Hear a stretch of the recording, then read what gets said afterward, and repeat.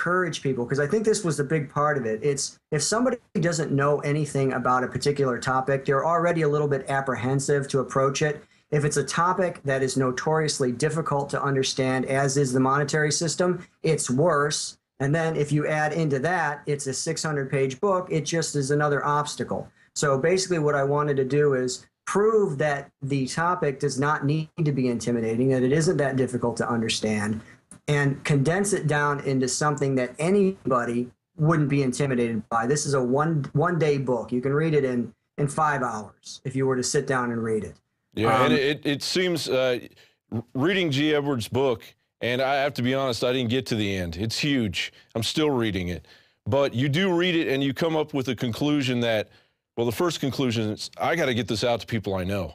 How do we not know this? How has this been kept secret all this time? And then you gradually start to think, well, this is what should be taught about American history. I think your book, if we win this thing, you know what I mean? Your book will be used in public schools and, you know, all over the world. Well, you know, I really, truly, simply wanted to write something that could reach all those other people. Like I said, I just wanted to give them something that they could easily open, they could easily understand, they wouldn't be intimidated by, because it's so incredibly important for people to understand this. And then if they're looking for, you know, just the epitome of the story, as I recommend in my book, then go to Ed Griffin's. But at the very least, gain this general understanding, because if you have a general understanding of what they're doing, it's going to make it a lot more difficult for them to continue what they're doing. In fact, eventually, as people gain awareness, it's going to make it impossible for them to continue doing what they're doing. Sure, and I'm sure there are a lot of people out there, although our listeners are pretty savvy on this topic, but there are a few people out there saying, well, come on, guys, what are you talking about? You know, what kind of secret information are you talking about? Well, here in America, we're talking about the meeting that took place on Jekyll Island in Georgia and was done by an elite group of bankers and Senator Aldrich, who was the father-in-law of J.D. Rockefeller, yeah. And then they used code names in order that the information didn't get out.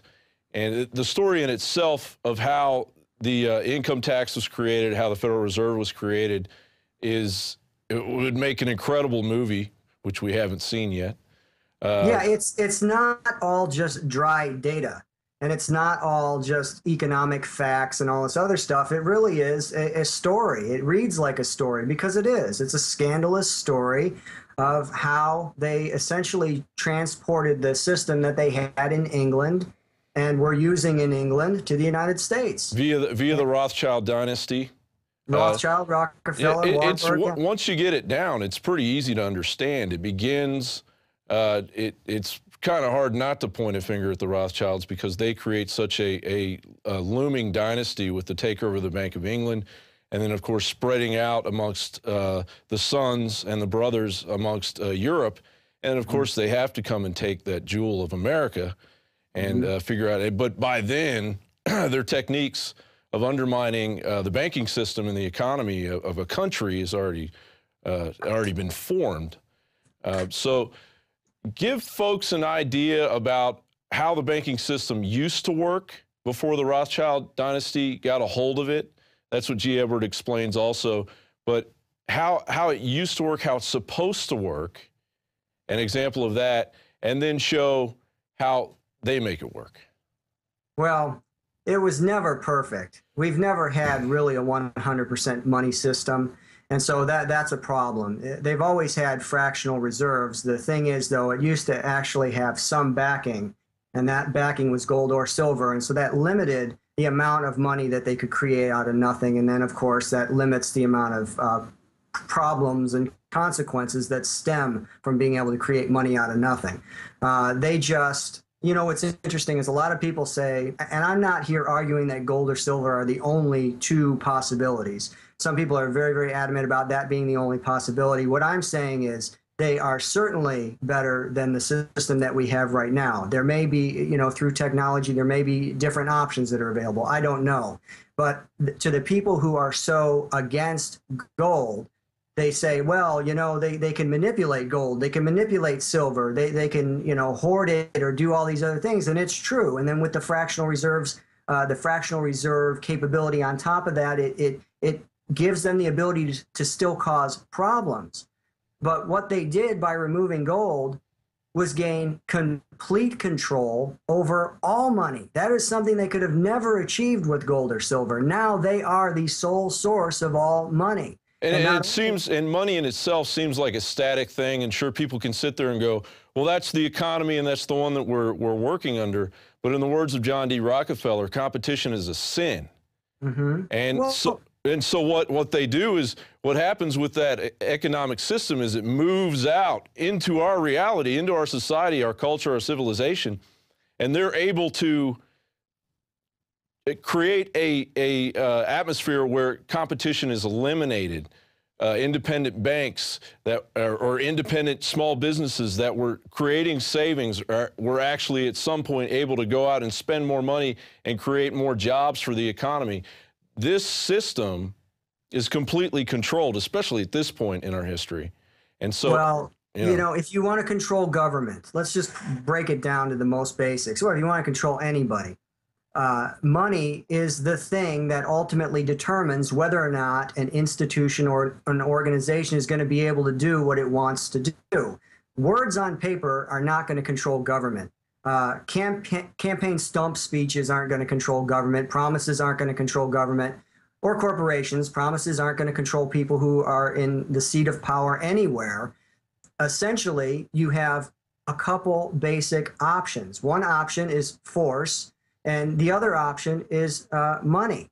So until we can actually control the amount of money that the federal government has access to, it's going to continue implementing the policies of those who control our regulatory system and our governmental system.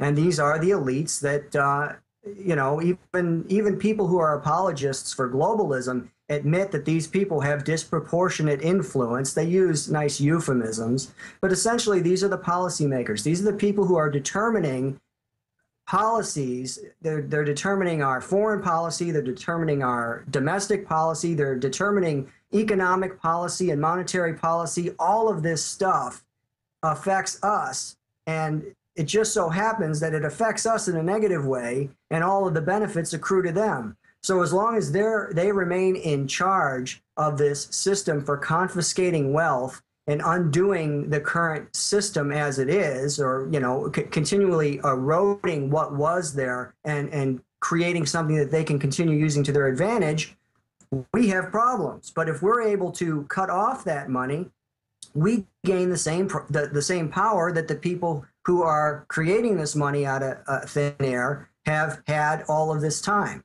And if I could, I'm a big fan of using their own words against them. Mm-hmm. So this is a quote this is a quote that I have in the book from the guy who created our current monetary system. This is from John Maynard Keynes. So I'm sure most of you have heard of Keynesianism. That's the system we're under right now. Here's the quote. By a continuing process of inflation, governments can confiscate secretly and unobserved an important part of the wealth of their citizens.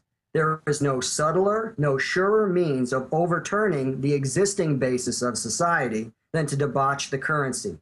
The process engages all the hidden forces of economic law on the side of destruction, and it does it in a manner which not one man in a million is able to diagnose.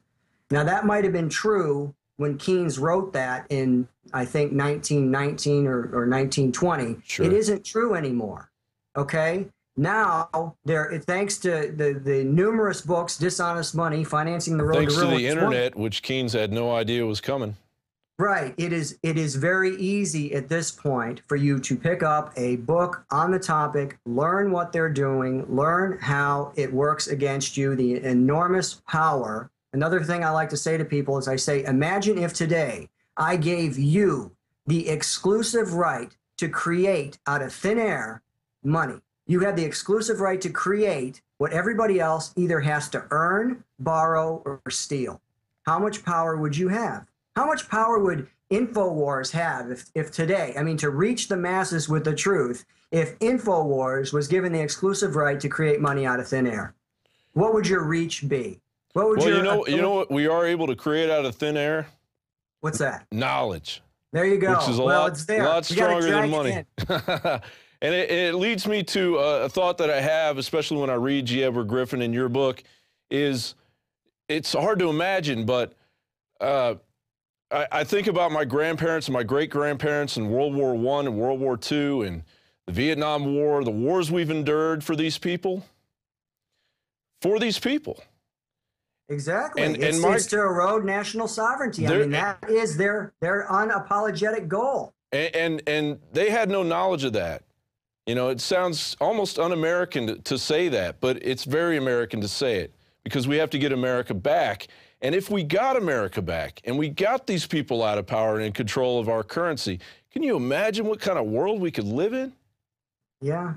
Well, that's what we're working on. That's what we feel compelled to do, is to continually expose that, you know, the current system's based on deception, theft, and violence. And when you eliminate their ability to deceive, you erode an enormous amount of their power.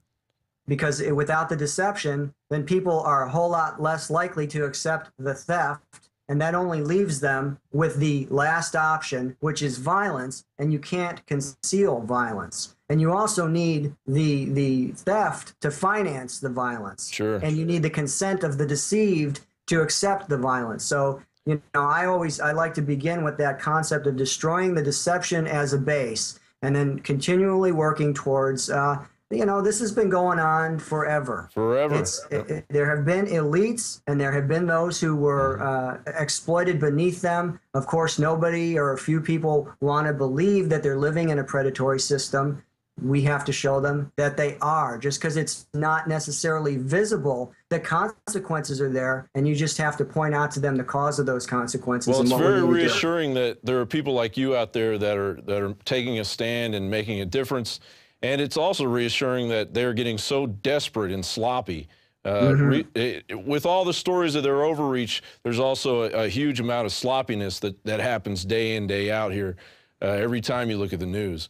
So we want to thank you, Joe Plummer, for writing this book. And, of course, you can find Joe Plummer's Dishonest Money, Financing the Road to Ruin at INFOWARS.com and go under store to find that. And, again, thank you, Joe, for joining us today. Good to be with you. Thank you. All right. Take care. You too. All right. If you want to join us here at INFOWARS.com and PrisonPlanet.tv, there's a 15-day free trial going on.